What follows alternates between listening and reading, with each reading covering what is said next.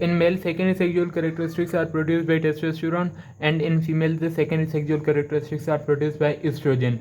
In female, the breasts are considered as a accessory reproductive organs. Male के अंदर जो होते हैं वो सेकेंडरी सेक्सुअल कैरेक्टरिस्टिक्स प्रोड्यूस होते हैं टेस्टोस्टेरोन के जरिए, और in female secondary sexual characteristics जो होते हैं वो प्रोड्यूस होते हैं बाय एस्ट्रोजन. इन फीमेल के अंदर ब्रेस्ट जो होते हैं उन्हें असेसरी रिप्रोडक्टिव ऑर्गन्स कहा जाता है. असेसरी रिप्रोडक्टिव ऑर्गन कंसिडर किया जाता है. They are not considered as secondary sexual characteristic but they are considered as accessory reproductive organ. अब हम पढ़ेंगे कि गैमेटोजेनेसिस के दौरान म्यूसिस कैसी होती है. Germ cells are initially diploid. Germ cells जो होते हैं वो इनिशियली डिप्लॉयड होते हैं. 2n होते हैं डिप्लॉयड मीन्स 2n होते हैं. फुल नंबर ऑफ क्रोमोसोम होता है. They undergo meiotic cell division during maturation.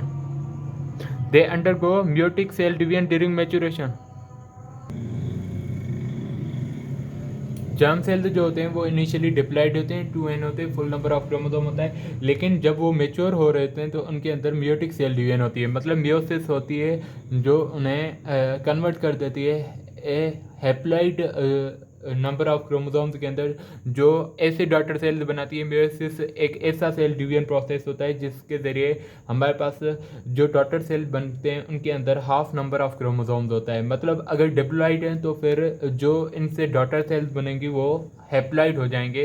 तो जर्म सेल्स इनिशियली डिप्लॉइड होते हैं. जब मेच्योर हो रहे थे जर्म सेल्स तो उनके अंदर मियोसिस होती है. In this division male and female homologous chromosomes share genetic material with each other. इस डिवीजन के अंदर मियोसिस के अंदर मेल और फीमेल जो होमोलॉगस क्रोमोसोम्स हैं वो अपने जेनेटिक मटेरियल को एक दूसरे के साथ शेयर करेंगे. इस रिजल्ट में मॉडिफिकेशन ऑफ जीन्स होगी. Mixture of paternal and maternal genes होगा. These genes can be called as persons own gene. इसके रिजल्ट के अंदर क्या होगा? Modification of genes. जीन्स की मॉडिफिकेशन होगी. Paternal means from genes that are coming from parent and maternal that are coming from mother.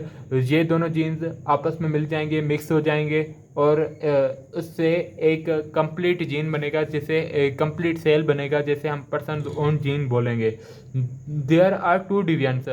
इसके अंदर meiosis के अंदर 2 डिवीजन्स होते हैं और फाइनली जो हमारे पास गेमेट्स आएंगे उनके अंदर 23 क्रोमोसोम्स होंगे. 23 क्रोमोसोम्स होंगे. तभी एट फर्टिलाइजेशन जाइगोट जो होता है हमारे पास उसके अंदर 46 नंबर ऑफ क्रोमोसोम्स होते हैं. 46 क्रोमोसोम होते हैं. 23 आ रहे होते हैं स्पर्म में से और 23 जो होते हैं वो ओवम में से आ रहे होते हैं. Half coming from sperm and half are coming from ovum.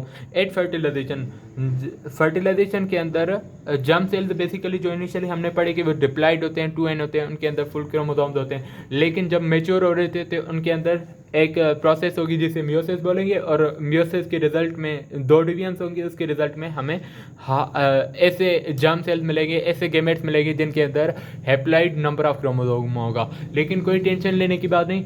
जब फिर से फर्टिलाइजेशन प्रोसेस होगा जिसके अंदर मेल स्पर्म और फीमेल ओवम ये दोनों आपस में फ्यूज होंगे तो हमारे पास एक सेल बनेगी जाइगोट, और उस जाइगोट के पास 46 नंबर ऑफ क्रोमोसोम फिर से डिप्लॉइड नंबर ऑफ क्रोमोसोम आ जाएंगे.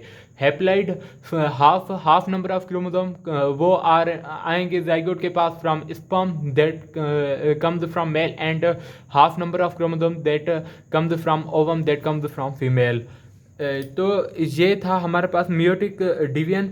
उसके बाद male organ, essential reproductive function of male organ. हम पढ़ते हैं कि मेल ऑर्गन कैसे होता है. मेल ऑर्गन का असेंशियल रिप्रोडक्टिव फंक्शन क्या होता है? प्रोडक्शन ऑफ स्पर्म और delivery of sperm to female. एक तो मेल रिप्रोडक्टिव ऑर्गन हमें स्पर्म प्रोड्यूस करके देती है और दूसरी क्या फंक्शन होती है मेल रिप्रोडक्टिव ऑर्गन की कि ये स्पर्म्स को डिलीवर करवाते हैं फीमेल के अंदर स्पर्म्स की डिलीवरी करवाते हैं. Sperms are produced by testes past via epididymis to be stored into vas deferens. Sperms जो होते हैं वो टेस्टिस से प्रोड्यूस होते हैं. यहाँ पे दिखाई दे रहा seminal vesicle. These are part of testis. Testis के अंदर सेमिनल वेसिकल होते हैं जहाँ से स्पर्म्स फॉर्म होते हैं. सेमिनल वेसिकल से स्पर्म्स फॉर्म होते हैं और ये सेमिनल वेसिकल से स्पर्म्स फॉर्म होंगे, फिर दीज विल पास विया एपिडिडाइमस। एपिडिडाइमस एक ट्यूब होता है, उसके थ्रू यहाँ से टेस्टिस से स्पर्म बनेंगे और ये पास होंगे एपिडिडाइमस के through into vast difference. Vast difference के अंदर जाएंगे टू बी स्टोर्ड, वहाँ पे थोड़ी देर के लिए वास्ट डिफरेंस के अंदर स्टोर होंगे। फिर क्या होगा, कभी कभी स्पर्म्स इजेकुलेटरी डक्ट के थ्रू पास होंगे प्रोस्टेटिक यूरेथ्रा के अंदर। ये इजेकुलेटरी डक्ट है, जहाँ जो यूरेथ्रा है वो जा रहा है, इजेकुलेटरी डक्ट है जिसके जरिए यूरिन भी पास। कभी कभी ये स्पर्म्स जो हैं वो इजेकुलेटरी डक्ट के थ्रू यूरेथ्रा के अंदर पास हो जाएंगे, प्रोस्टेटिक यूरेथ्रा के अंदर। This duct also receives secretion from seminal vesicle and prostate. ये डक्ट जो होता है, कौन सा डक्ट, प्रोस्टेटिक यूरेथ्रा, ये रिसीव करता है secretion from seminal vesicle as well as secretion from prostate. Urethra passes via penis to open into exterior. Urethra यहाँ से पीनस के थ्रू पास होगा, बाहर तक ओपन होगा, बाहर जाके ओपन होगा। और urethra receive mucus secretion from Cowper's gland also. Urethra के अंदर क्या क्या सीक्रेशन आ रहे हैं, एक तो सीमन जो है हमारे पास, जो स्पर्म्स है उनके, वो भी कभी कभी हमारे पास आ रहे हैं इजेकुलेटरी डक्ट के अंदर। दूसरी सेमिनल वेसिकल्स के सीक्रेशन, प्रोस्टेट के सीक्रेशन, वो भी प्रोस्टेट की यूरेथ्रा के अंदर आ रहे हैं। तीसरा क्या चीज़ है कि mucus secretion from Cowper's gland. Cowper's gland एक ग्लैंड्स होते हैं जो प्रोस्टेट के अंदर प्रेजेंट होते हैं, वहाँ से म्यूकस सीक्रेट होती है और वो म्यूकस भी यूरेथ्रा के अंदर आ जाता है। Sperms with secretion of all accessory glands. Sperms दूसरे सीक्रेशन के साथ, जो भी एसेसरी ग्लैंड्स हैं उन सब के सीक्रेशन के साथ मिलके क्या बनाता है, सीमन बनाता है। स्पर्म तो हमने पढ़ा कि टेस्टिस से प्रोड्यूस हो रहा है। दूसरी कौन से सीक्रेशन, सेमिनल वेसिकल के सीक्रेशन हैं हमारे पास, प्रोस्टेट के सीक्रेशन हैं हमारे पास, डिफरेंट ग्लैंड्स है, कॉपर्स ग्लैंड हो गया उनके सीक्रेशन हैं। जो सारी चीज़ें स्पर्म के साथ मिलेगी तो उन्हें हम सीमन बोलेंगे। सीमन ऐड करता है as a vehicle for sperm to transport to female. Female के अंदर जब स्पर्म को ट्रांसपोर्ट कर रहे होते हैं तो सीमन एज अ व्हीकल काम करता है।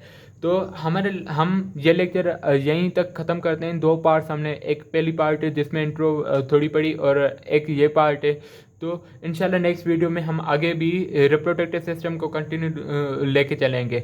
तो मिलते हैं नेक्स्ट वीडियो में। अल्लाह हाफिज़, थैंक यू सो मच।